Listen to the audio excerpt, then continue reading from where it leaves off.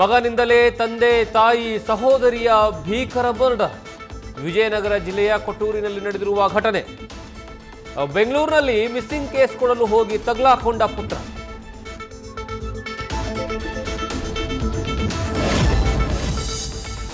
ರಸ್ತೆ ಕಾಮಗಾರಿಗೆ ಶಾಸಕ ನಂಜೇಗೌಡ ಬೆಂಬಲಿಗರ ಅಡ್ಡಿ. ಅವಾಚ್ಯ ಶಬ್ದಗಳಿಂದ ನಿಂದಿಸಿ ಬೆಂಬಲಿಗರಿಂದ ಹಲ್ಲೆಗೆ ಆರೋಪ. ಕೋಲಾರ ಜಿಲ್ಲೆಯ ಮಾಲೂರು ತಾಲೂಕಿನ ಬನಹಳ್ಳಿಯಲ್ಲಿ ಘಟನೆ.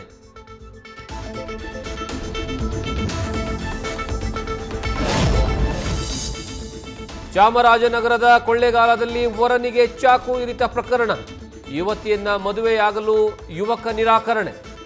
ಮದುವೆ ಮಾಡಿಕೊಳ್ಳುವಂತೆ ವರನ ಮನವೊಲಿಸ್ತಾ ಇರುವಂತಹ ವಧು.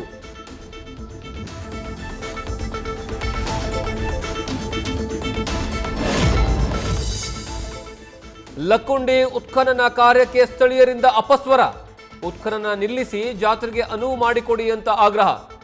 ಮಾರ್ಚ್ 30, 31ರಂದು ನಡೆಯಲಿರುವಂತಹ ಶ್ರೀಕೋಟೆ ವೀರಭದ್ರೇಶ್ವರ ದೇವಸ್ಥಾನದ ಜಾತ್ರೆಯ ಕಮಿಟಿ ಆಗ್ರಹ.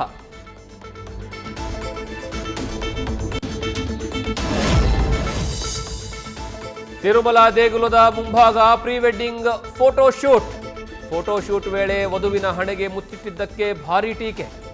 ವಿವಾದದ ಬೆನ್ನಲ್ಲೇ ನವವಿವಾಹಿತರಿಂದ ಕ್ಷಮೆಯಾಚನೆ.